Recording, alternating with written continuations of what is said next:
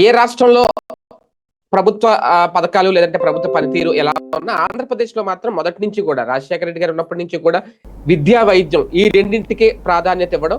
తర్వాత జగన్మోహన్ రెడ్డి వచ్చిన తర్వాత ఆరోగ్యశ్రీకి సంబంధించి లేదంటే 104లు 108లు వీటికి ప్రాధాన్యత ఇవ్వడం. అయితే ఇప్పుడు క్రమక్రమంగా ఆ వైద్యానికి సంబంధించి అంటే పేదలకు ఉచితంగా వైద్యం అందించడం ఒకటి, అలాగే మెరుగైన వైద్యం ఉచితంగా అందించడం ఒకటి. ఇది మెయిన్ కాన్సెప్ట్ ఆరోగ్యశ్రీకి సంబంధించి.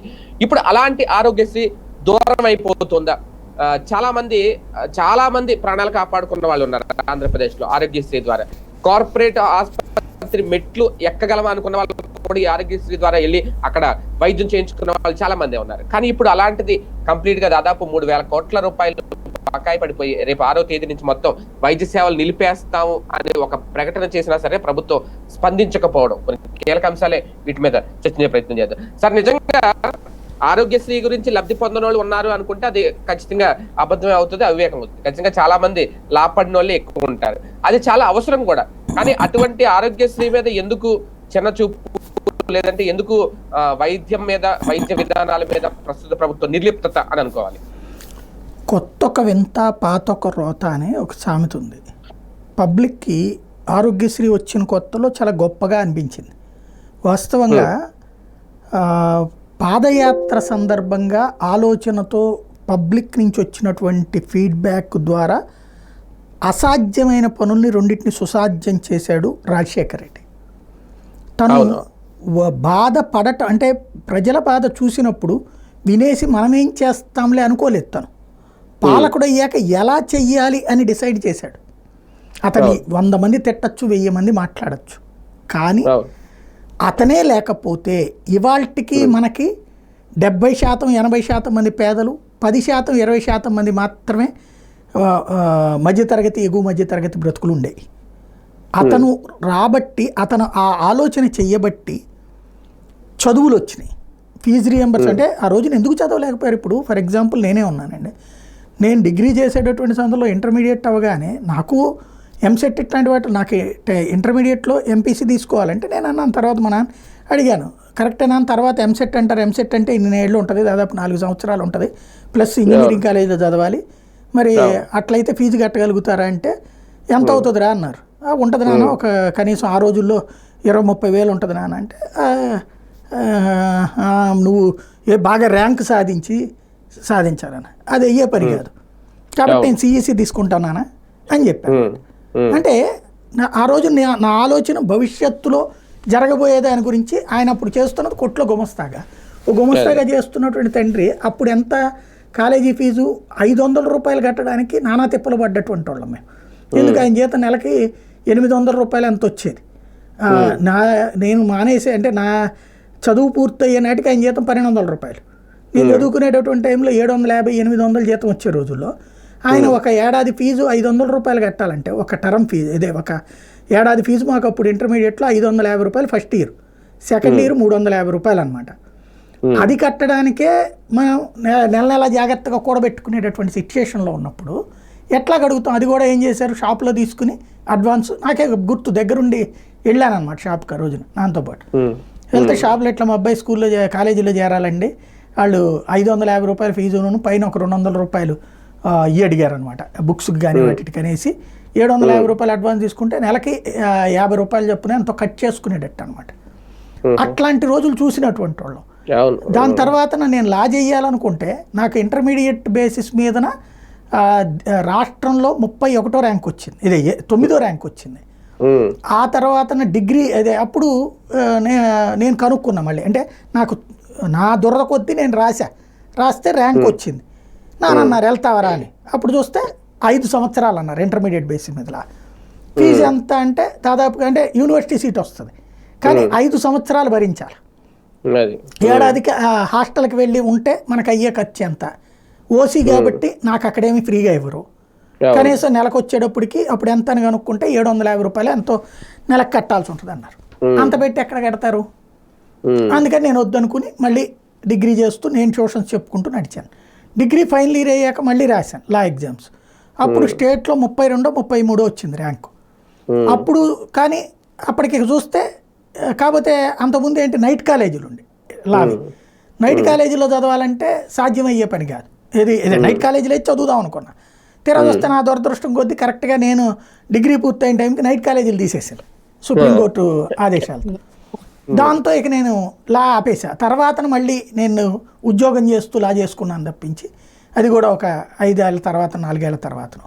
అంటే ఇక్కడ ఈలోపు ఎంఏ చేశాను, ఇట్లాగా అంటే ప్రైవేట్గా ఎంఏ చేసుకోవడం, ఇట్లా చేసుకున్నాం, పీజీ జర్నలిజం చేయడం కానీ ఇట్లాంటి. అంటే అది ఏది ఉద్యోగం చేస్తా సంపాదించుకోవడం. ఇక్కడ వచ్చేటప్పటికి అట్లా సాధ్యం అవుతుందా ఇవాళ రోజున? నాలాంటి వాళ్ళం ఎంత ఇబ్బంది పడ్డాము చదువులకి, ఫీ అనేది చదవలేకపోయాం, కోరుకున్న చదువు చదవలేకపోయాం. ఫీజు రియంబర్స్మెంట్ ఉంటే నేను కూడా చదివేవాడిని. ఇవాళ రోజున అట్లాంటి ఫీజు రియంబర్స్మెంట్ వల్ల ఎన్ని లక్షల మంది అయ్యారండి. అంతకుముందు ఇంజనీర్ అంటే బలిసినోళ్ళకి సంబంధించినటువంటి వాడికి మాత్రమే ఉన్న అర్హత, లేదా విపరీతమైనటువంటి విపరీతమైనటువంటి చదువుతో బాగా పేదరికం నుండి వచ్చినటువంటి స్టూడెంట్స్లో కోటికి ఒకళ్ళకి వచ్చి ఉండేదేమో చాయిస్. అది కూడా మళ్ళీ ఫీజులు రెగ్యులర్ చదువుకోవడానికి అయ్యేటటువంటి ఖర్చులతో ఆగిపోయినటువంటి వాళ్ళు చాలామంది ఉన్నారు. ఆ రోజులు వాళ్ళంత దాతృత్వం కూడా తక్కువ అప్పుడు ఉన్నటువంటి సిచ్యువేషన్లో. అలాంటి రోజుల నుంచి తర్వాత ఇతను రోడ్డు మీద తిరగబట్టినే కదా వాళ్ళు ఫీజుల గురించి ఇబ్బంది పడుతున్నామని చెప్పబట్టినే కదా ఫీజు రియంబర్స్మెంట్. అట్లాగే హాస్పిటల్కి వెళ్ళడం అంటే ఏంటండి ఆ రోజున? నరకం కదా. ఎంత డబ్బులు అవుతాయి? ఇవాళైనా అంతే కదా, ఆ రోజుల్లోనూ అంతే. అంటే హాస్పిటల్కి వెళ్తే డబ్బులు అవుతుంది కాబట్టి రోగాలు మొదలుపెట్టుకునేదే పేదరికం. తీసుకు చచ్చిపోతారండి. ఇప్పుడు రోజు చుట్ట తాగేవాడికి లోపల దెబ్బతింటది, లంగ్స్ ఇవన్నీ. స్టార్టింగ్ డేస్లోనే డాక్టర్ దగ్గర ట్రీట్మెంట్ ఇస్తే తగ్గుతుంది, కానీ హాస్పిటల్కి వెళ్తే 100లోనే ఫీజు ఆ రోజునైనా సరే. ఇన్పేషెంట్ అంటే వేలల్లో. కట్టలేక మా అబ్బాయి కట్టలేడు, మా అమ్మాయి కట్టలేదు, ఎవరు కడతారు? గవర్నమెంట్ హాస్పిటల్కి వెళ్ళడం. గవర్నమెంట్ హాస్పిటల్ వాళ్ళు ఇన్పేషెంట్ ఎక్కడ ఉంటుంది? ఎంత అవకాశం ఉంది అక్కడ? ఎంత జాగ్రత్తగా చూస్తారు వాళ్ళు ఎంతవరకు ఏంటంటే ఇక చావు బతుకుల మధ్య నుండే చేర్చుకునే వాళ్ళదే సరిపోతుంది వాళ్ళకి. కాబట్టి వీళ్ళకి ఏదో మందులు ఇస్తారు, ఆ మందులు అక్కడ నాణ్యమైనవి ఉండేవా? ఉండవు. ఏదో వేసుకోవడం, అట్లా గడిపేయడం. కొన్నాళ్ళు పోయాక ఇక తీసుకుంటా దగ్గుతూ ఉంటే వాకిట్లో పడుకోబెడతారు, తీసుకు తెచ్చిపోవడం. ఎంతమందిని చూసుంటాం మన జీవితాల్లో. నాకు తెలిసి నా చిన్నప్పుడు అంతా నేను ఎంతోమంది వైద్యవంతకు చచ్చిపోయిన వాళ్ళని చూశాను. అమ్ముకోవడానికి కూడా ఏం లేదు, మధ్యతరగతోడికి పేదోడికి అమ్ముకోవడానికి ఏముంటుందండి. అప్పటికి ఉన్న మంగళసూత్రాలు అమ్ముకునేను, లేకపోతే ఉన్న ఇంట్లో సామాన్లు అమ్ముకుని చూసిన వాళ్ళు ఉన్నారు. కానీ ఆ తర్వాత ఏం చేయాలి? అలాంటిది ఆరోగ్యశ్రీ అనేది ఒక సంజీవని. నిజంగా చెప్పాలంటే కార్పొరేట్ ఆసుపత్రి అంటే కేవలం బలిసినోడికే అన్నటువంటి సిచ్యుయేషన్లో వచ్చి ఎవడైనా వెళ్ళచ్చు. చివరికి గవర్నమెంటే డబ్బులు ఇవ్వడమే కాదు, గవర్నమెంటే భోజనం కూడా పెట్టిస్తుంది. 3 పూట్ల టిఫిన్ భోజనం చక్కగా ప్రతిరోజు వచ్చేస్తండి అక్కడికి. ఒకళ్ళు అటెండెంట్కి కూడా వస్తుంది. అలాంటి ఒక అద్భుతమైనటువంటి, అంటే ఎన్ని లక్షల మంది బతికుంటారో. ఆ ఆరోగ్యశ్రీ వచ్చిన 2009 నుంచి ఇవాల్టి వరకు ఆరోగ్యశ్రీ వాళ్ళ ట్రీట్మెంట్ తీసుకున్న వాళ్ళు ఎంతమంది లెక్క తీయమనండి. కనీసం నాకు తెలిసి 1 కోటి ఉంటారు. ఒకటే వచ్చిన వాళ్ళు మళ్ళీ 2-3 సార్లు వచ్చి ఉండొచ్చు, ఎనీహౌ. బట్ దానివల్ల బాగుపడ్డటువంటి హాస్పిటల్ ఎన్ని, దానివల్ల ఎంబీబీఎస్ సీట్లు ఎన్ని అవసరమైనవి, ఎంతమంది పెరిగారు, ఉద్యోగాలు పెరిగినాయి, ఉపాధి పెరిగింది. అట్లాగే దానికి అనుగుణంగా డయాగ్నోసిస్ సెంటర్లు పెరిగినాయి. అట్లాగే ఎన్నో కోట్ల లక్షలాది మందికి బ్రతుకు వచ్చింది. అంటే జీవన ప్రమాణ రేఖ పెరిగింది. 50లలో చచ్చిపోయిన పేదలు ఎంతోమంది అండి, ఇది గుర్తుపెట్టుకోవాలి. మద్యము సిగరెట్లు అలవాటు వలన. ఇప్పుడు వీళ్ళే అన్నారు కదా మొన్న, పాపం వాడేదో కష్టపడి రాత్రి పగలు బరువులు మోసేసి ఒక కూలి 99 రూపాయలకు మందు లేకుండా చేశాడు దుర్మార్గుడు అని చెప్పేసి. ఆ మందు తాగితే ఏమవుతుంది? అదేమన్నా దాన్ని ఏమంటారు, హెల్త్ ఇంజిన్, హెల్త్ డ్రింక్, అదేమన్నా లోపల ఒకటికొకటి పోతా ఉంటుంది. ఒక సిగరెట్టు ఒక మగవాడి ఆయుర్దాయాన్ని రోజుకు 15 గంటలు తీస్తుంది, 15 నిమిషాలు తీస్తుందట. ఒక సిగరెట్ 15 నిమిషాలు తీస్తుందట. మహిళది 22 నిమిషాలు తీస్తుందట ఆయుష్. ఆ లెక్కన తీసుకుంటే వాళ్ళు సొట్టలు, సిగరెట్లు, బీడీలు, మందు ఎంత అవుతుంది? దాని ఇంపాక్ట్ వాళ్ళు 30-40లకు వచ్చేటప్పటికీనే అనారోగ్యం పాలవడం ప్రారంభించి 50కి చచ్చిపోయిన వాళ్ళు బోల్డ్ అంతమంది. తీసుకు దానివల్ల ఇంట్లో ఉన్నటువంటి పిల్లలు అనాథలు అవ్వడం అనాలా, లేకపోతే వాళ్ళు ఇక రోడ్ల మీదకి వెళ్ళి పనులు చేసుకోవడమే. ఎందుకు ఇదివరకటి రోజుల్లో ఎక్కువగా హిందూ కుటుంబాలకు సంబంధించినటువంటి పిల్లలు మీకు వీటిట్లో ఉండేవాళ్ళు. ఏది మన దాన్ని ఏమంటారు, ఈ పనులు, మెకానిక్ పనులు, ఎలక్ట్రికల్ పనులు, ఇసుక పనులు, తట్ట పనులు, ప్లంబింగ్ అన్నీ చేసేదంతా పిల్లలే కదా. ఎందుకని లేదు ఇవాళ రోజున, ఎందుకని దొరకట్లేదు ఓ రకంగా చెప్పాలంటే ఈ కారణం బ్రతుకు పెరగడం వల్ల. ఇవాళ రోజున అది తీసేస్తే మళ్ళీ చావుల సంఖ్య పెరుగుతుంది, చాలా ప్రమాదకరం అవుతుంది. కానీ ఎందుకు సార్ అంటే స్ట్రైట్ గా మాట్లాడుకుంటే ఇప్పుడు హాస్పిటల్ అసోసియేషన్ ఇప్పుడు కొత్తగా ఏమి ఇవ్వలేదు. ఈ ప్రభుత్వం వచ్చిన తర్వాత నాకు తెలిసి 2వ సారో 3వ సారో వీళ్ళు ఈ హెచ్చరిక ఇవ్వడం. వాళ్ళు అడిగేది కూడా 3,000 కోట్లు ఎంత పెండింగ్ ఉంటే కనీసం 2,000 కోట్లైనా ఇవ్వండి, హాస్పిటల్ నడపడం కూడా మాకు ఇబ్బంది అవుతుంది, లేదంటే ఆపేస్తామని. కనీసం చర్చలు జరపడం కానీ, అది ఎంతో కొంత మధ్యవర్తిత్వంగా మాట్లాడడం కానీ, అసలు ఈ అంశాన్ని ఎందుకు దాని నెగ్లిజెన్సీ అనాలేమో, ఎందుకు నెగ్లిజెన్సీ? రాష్ట్రంలో ఉన్నటువంటి మీడియా మనుషుల గురించి ఆలోచించట్లా, వాళ్ళకి నచ్చిన నాయకుల మనసుల గురించి ఆలోచిస్తుంది, వాళ్ళ మనసులకు హత్తుకునే స్టోరీలు రాస్తుంది. ప్రజల కోసం పత్రికలు అనేది చచ్చిపోయినాయి, జర్నలిజం అనేది పుచ్చిపోయింది, పర్యవసానం మర్చిపోతున్నాం మనం. నెంబర్ 2 ఏంటంటే ఇక్కడ ఈ హాస్పిటల్ ఏది చెయ్యదు, వాళ్ళు అడావిడి చేస్తారు అంతే. వాస్తవంగా నాకు తెలిసి హాస్పిటల్లో 100కి 70 నుంచి 80% తెలుగుదేశం అనుకూలమైన వాళ్ళు ఏమున్నాయి. రాజశేఖర్ రెడ్డి వాళ్ళకి ఫుడ్ పెట్టాడని కూడా మాట్లాడిన వాళ్ళు ఉన్నారు, ఆ రోజున తిట్టుకున్న వాళ్ళు ఉన్నారు. రాజశేఖర్ రెడ్డి వచ్చి వాళ్ళ హాస్పిటల్ బాగు చేసి పెట్టాడనేసి. అలాగే ఇవాళకి కూడా 70-80% వాళ్ళదే. ఓ రకంగా జగన్ ఆరోగ్యశ్రీ ఇస్తుంటే కూడా జగన్ని ఓడగొట్టడానికి కారణమైంది ఆసుపత్రుల్లో చెప్పినటువంటి మాటలే. ఏం చేస్తాం, జగన్ ప్రభుత్వం సరిగ్గా ఇవ్వట్లేదు, కన్ఫర్మ్ చేయట్లేదు, అందుకని మరి ఏం చేయమంటారు అని అడిగిన వాళ్ళు ఇప్పుడు ఏం చెప్తారు వాళ్ళు సమాధానం? బేసిక్గా ఇంకొకటి ఏంటంటే దీంట్లో జాగ్రత్తగా ప్రభుత్వం తన బాధ్యతను తప్పించుకోవడం. మొన్న మరి సాక్షి రాసింది నిజమో కాదో నాకు తెలియదు, వాళ్ళు రాయడం అయితే ఆరోగ్యశ్రీని ఇన్సూరెన్స్లోకి తీసుకెళ్ళిపోతారని. ఆరోగ్యశ్రీ ఇన్సూరెన్స్ నేనే ప్రతిపాదించా. ఎవరికి అంటే ఇందులో మనకి 95 లక్షల మంది, 90 లక్షలు వేసుకొని పోని వైట్ రేషన్ కార్డు హోల్డర్స్ కేంద్రం ఇస్తుంది, మనం 1,50,00,000 మందికి ఇస్తున్నాం. అంటే దాదాపు 55-60 లక్షల మందికి అదనంగా రాష్ట్ర ప్రభుత్వం భరిస్తుంది. వాళ్ళు పెట్టుకుంటున్నదే ఈ ఆరోగ్యశ్రీ గురించి, లేకపోతే కనుక ఫీజు రియంబర్స్మెంట్ గురించి. వాళ్ళకి సపరేట్ కార్డులు ఇవ్వండి అనేసారి మాట్లాడుకున్నాం కదా. వాళ్ళ లాంటి వాళ్ళకి ఇన్సూరెన్స్ తీయండి, తప్పులేదు. వాళ్ళకి వాళ్ళ చేతను ఒక 1,500 కట్టించండి, మీరు ఒక 5,000 కట్టండి, ఇన్సూరెన్స్ కట్టించండి. వాళ్ళు కొంత ఎఫర్ట్ చేయగలరు, కనీసం 50,000 లక్ష పెట్టగలరు, వాళ్ళు వాళ్ళ వరకు పెట్టగలరు. కాబట్టి ఇన్సూరెన్స్ వాళ్ళకి లింక్ చేస్తే తప్పులేదు. అది ఈ కార్డ్స్ని సాగ్రిగేట్ చేయాలి అట్లాగా. కానీ టోటల్ ఆరోగ్యశ్రీ తీస్తే సర్వనాశనం అయిపోతుంది. ఎందుకంటే ఇన్సూరెన్స్ కంపెనీలది ఇప్పుడు నాకు ప్రత్యక్షంగా అనుభవించాను నేను. ₹1 కూడా ఇన్సూరెన్స్ రాలేదండి. లక్షల రూపాయలు డబ్బులు కట్టాను హాస్పిటల్కి. క్లెయిమ్ చేసుకునే టైంకి ఏదో సాకులు చెప్తారు. ఏం లేదు, ఇప్పుడు క్యాన్సర్ ఇంతకుముందు డిటెక్ట్ కాలేదు, మాకు చెప్పలేదు. క్యాన్సర్ ఉంటే మేము ఇన్సూరెన్స్ కట్టేవాళ్ళం కాదు. ఇన్సూరెన్స్ నేను ముందు చెప్పాను ఆ ఏజెంట్కి, అమ్మకి క్యాన్సర్ వచ్చినప్పుడు ముందు చెబితే ఎన్ని ఎక్కర్లేదండి మామూలే అన్నారు. తర్వాత చూస్తే వాడు ఇన్సూరెన్స్ క్లెయిమ్ చేసినప్పుడు ఏమన్నాడు, 3 ఏళ్ళు కట్టించే తర్వాత కరెక్ట్గా చావు బతుకుల మధ్యన ఉన్నటువంటి సందర్భంలో అడిగితే ఏమని చెప్పాడు వాడు, క్యాన్సర్ అని ముందు మాకు చెప్పలేదు, అంతకుముందు 2 ఏళ్ళ నుంచి ఉంది ఇన్సూరెన్స్ తీసుకోక ముందు నుంచి అన్నాడు. మరి వాళ్ళ ఏజెంట్కి చెప్పా కదా నేను, దాంట్లో అతను మెన్షన్ చేయలేదట. నాకు ఎట్ట తెలుసుద్ది? దాంట్లో సంతకం పెట్టమన్న చోట పెడతాం ఇన్సూరెన్స్ కంపెనీ వాళ్ళకి. డబ్బులు కట్టించుకున్నారు, ఫైనల్గా నడిచింది. నేను కష్టార్జితం ఆ రోజున ఈ అవకాశం ఉంది కాబట్టి, ఈ ఉద్యోగం చేస్తున్నాం, ఈ పని చేస్తున్నాం కాబట్టి కట్టగలిగా. లేకపోతే ఏం చేయాలి, నేను తీసుకెళ్ళి ఒక రకంగా కట్టింది లాసే కదా. అంతే కదా, ఇన్సూరెన్స్ పోయింది, హాస్పిటల్కి కట్టా కదా నేను డబ్బులు, నాన్నకి అంతే కట్టాను, అమ్మకి అంతే కట్టా. ఇద్దరికి కూడా ఫీజులు నా సొంతమే కట్టాల్సి వచ్చింది, లక్షలే కట్టాల్సి వచ్చింది. కానీ ప్రాక్టికల్గా ఇన్సూరెన్స్లు ఎక్కడ ఉన్నాయి? ఇన్సూరెన్స్ వాళ్ళు అందులో ఇంకోటి, ఒక జబ్బు మీద ఒకసారి ఇన్సూరెన్స్ క్లెయిమ్ చేస్తే 2వ సారి లేదంటారు మళ్ళీ, అది అనుభవించాం. కాబట్టి పెద్ద సమస్య ఇన్సూరెన్స్. అంటే వాళ్ళు ఏం లెక్కేస్తారంటే మీరు 10 లక్షల రూపాయలు కడితే 2 లక్షల వరకు వాళ్ళు ట్రీట్మెంట్ ఖర్చు పెట్టడానికి సిద్ధపడతారు అంతే. ఇక విపరీతమైన పలుకుబడి ఉండి ఆ పై స్థాయిలో ఉంటే ఏమన్నా ఇస్తారేమో తెలియదు నాకు, కానీ ఎవ్వడూ చేయడండి.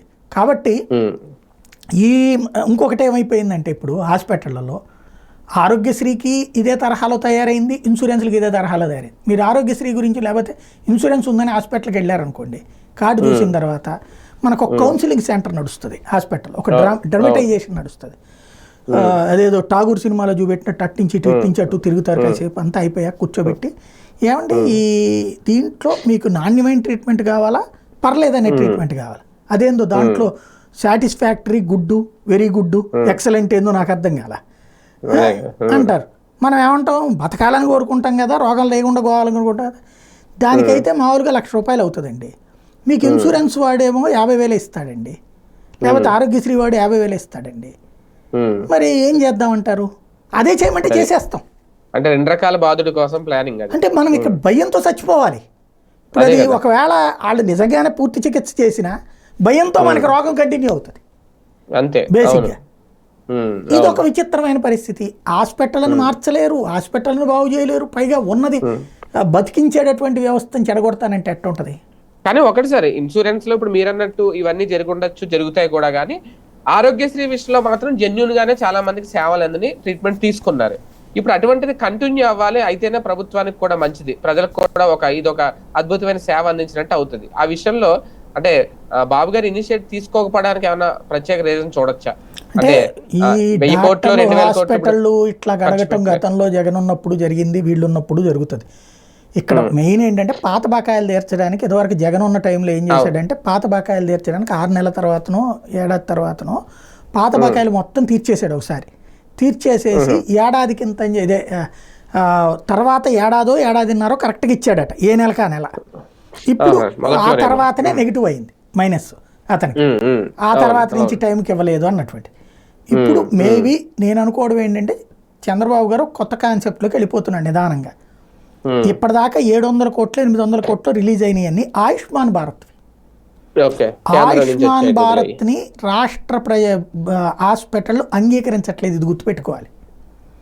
అంటే ఈ 3,000 కోట్లు బకాయిలు తీర్చకుండా ఇప్పుడు ఇస్తున్న డబ్బులు ఏంటంటే ఆయుష్మాన్ భారత్ బిల్లులు కేంద్రం కాబట్టి డైరెక్ట్గా వేసేస్తుంది అది.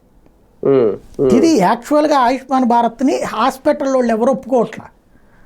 ఎందుకయ్యా అంటే మామూలుగా అయితే కనుక ₹100 అయ్యేటటువంటి దానికి ఒక ₹30 లాభం వేసుకుంటారు వాళ్ళు. మామూలుగా మనం ప్రైవేట్ అయితే ₹40 లాభం వేసుకుంటారు, తెలిసిన వాళ్ళు అయితే ఒక ₹5 డిస్కౌంట్ ఇస్తారు. అదే సందర్భంలో ఇన్సూరెన్స్ అయితే ఇంకొక ₹5 తగ్గుతుంది. ఈ ఆరోగ్యశ్రీకి ₹20 వస్తుంది, ₹20-25 వస్తుంది, ₹20 వచ్చేదట, 100కి ₹20 లాభం వచ్చేది. అదే ఆయుష్మాన్ భారత్ ₹10 వస్తుంది. అంటే వాళ్ళు ఏం చూస్తారు, హాస్పిటల్ మెయింటెనెన్స్ ఇవన్నీ ఖర్చులు లెక్కనైతే ఇది గిట్టుబాటు కాదట వాళ్ళకి, 10% లాభం అనేది గిట్టుబాటు కాదట. కాబట్టి వాళ్ళు అందులో రిజెక్ట్ చేస్తుంటారు అనమాట. కానీ కేంద్రం నుంచి వచ్చేదాన్ని సెపరేట్ కార్డు ఏదో ఉన్నట్టుంది కదా సార్, 5 లక్షల వరకు లిమిట్ పెట్టి ఆయుష్మాన్ అందరికీ ఇచ్చారు అయ్యి. కాకపోతే ఏంటంటే దానికే చేస్తున్నారు ఎక్కువగా. ఆరోగ్యశ్రీని కూడా ఆయుష్మాన్ భారత్ కింద కన్సిడర్ చేస్తారు. అంటే ఆరోగ్యశ్రీ లేని వాళ్ళకు కూడా ఆయుష్మాన్ భారత్ కార్డులు ఇచ్చారు. అవును అవును. కానీ నిజంగా 6వ తారీఖు నుంచి సేవలు బంద్ అవుతాయి అంటారా? మధ్యలో ఏమైనా చర్చించే ఆలోచన ప్రభుత్వానికి కనిపిస్తుంది? ఏం లేదు, క్రిందసారి అయ్యాక సత్యకుమార్ యాదవ్ కూర్చున్నారు కాసేపు, కొంత 100 కోట్లు 200 కోట్లు అప్పుడు 250 అంత రిలీజ్ చేశారు, మళ్ళీ 250 300 కోట్లు రిలీజ్ చేస్తారు, నడుస్తూ ఉంటుంది. వాళ్ళు ఏమని కోరుకుంటున్నారంటే మొత్తం బకాయిలన్నీ తీరిపోవాలి, మేమందరం కూడా తెలుగుదేశం అభిమానులమే కదా, తొందరగా తీర్చేయండి అని వాళ్ళు కోరుకుంటున్నారు. మొత్తం అది వీళ్ళేమో దాంట్లో ఇప్పుడు ఈ 2,000 కోట్లు 1,000 కోట్లు నెలకు 250 కోట్లు అండి. ఈ 6 నెలల నుంచి 250 కోట్లు వచ్చేసినాయి, 7 నెలలకు 1,500 కోట్లు వచ్చేసినాయి. అంతకుముందు 650 కోట్లే అంత బకాయి ఉంది, ఇప్పుడు 2,000 కోట్లు అయింది. 108, 104 విషయంలో కూడా నిర్లక్ష్యం కనిపిస్తుందా సార్? 108 వాళ్ళకి అనుకుంటా మన శాలరీ రిలీజ్ చేశారన్నారు. ఇప్పుడు ఒక ఆస్పెక్ట్లో డౌట్ ఏంటంటే వాళ్ళకి ఏదో 4,000 పెంచారని చెప్పారు 108. మరి అరబిందో నుంచి తీసి వేరే వాళ్ళకి ఎవరికన్నా ఇచ్చారా ఏంటో తెలియదు. వాటిట్లో నిర్లక్ష్యం ఉందో. ఇప్పుడు ఇవన్నీ ఎట్లా ఉంటాయంటే రియల్గా ఆ పర్సన్స్కి తెలుస్తాయి. మనం స్టూడియోలో కూర్చొని మాట్లాడుకున్నంత మాత్రాన ఇది కరెక్ట్ కావచ్చు, కరెక్ట్ అవ్వచ్చు కూడా. బేసిక్ సక్రమంగా జరగకపోతే ప్రజలకు తెలుసు. కానీ ఇక్కడ ఏంటంటే మీడియా, ఫీల్డ్లో ఉన్నటువంటి మీడియా అవి తెలుసుకుంటూ రాస్తుండాలి. ఇప్పుడు అందులో హ్యూమానిటీ చచ్చిపోయింది. మీడియా అంటే కేవలం పొలిటికల్ వార్తల కోసం, వాడికి బాకాలు వదడం వీడికి బాకాలు వదడం కోసం ఉంది తప్పించి జెన్యూన్ మనమైతే అయ్యే రాసి పెరిగాం, అయ్యే రాసి బతికాం. ఇవాళ అట్లా రాసే పరిస్థితి లేదు. కాబట్టి ఆ నిజమేంటో తెలియదు. ఇప్పుడు మనం వెళ్ళి హాస్పిటల్ దగ్గర అడిగితే అసలు బాధితుడు మన దగ్గరికి రాలేడు కదా, హాస్పిటల్ కాకపోతే ఏంటంటే ఇది ప్రజలకి అవసరమైన సేవలు ఇవి. ఏదైనా ఈ సేవలు కనుమరుగైపోవడం అంటే అది ఎవరు కోరుకోరు కాబట్టి కనుమరుగు అవ్వదు అనుకుంటున్నా నేను. చూద్దాం, చంద్రబాబు గారి మీద నాకైతే నమ్మకం ఉంది. అవునా? రైట్, చూద్దాం, అదే కోరుకుందాం, అవ్వకూడదని. రైట్, చూద్దాం. మొత్తానికి నిజంగా ఆరోగ్యశ్రీ సేవలు జనవరి 6వ తేదీ నుంచి కంటిన్యూ అవుతాయా లేదంటే ఆగుతాయా? ఆల్రెడీ మెడికల్ అసోసియేషన్ అయితే, హాస్పిటల్ అసోసియేషన్ అయితే దానికి సంబంధించి ప్రభుత్వానికి ఇప్పటికే చెప్పున్నారు. 3,000 కోట్ల బకాయిలు ఉన్నాయి, 2,000 కోట్లైనా ఇవ్వాలి అనేది. దానికి సంబంధించిన చర్చలు జరుపుతారా ఏంటనేది చూద్దాం. కానీ ఆ సేవలు ఆగకుండా కంటిన్యూ అవ్వాలని అయితే కోరుకుందాం, ప్రభుత్వాన్ని విజ్ఞప్తి చేద్దాం.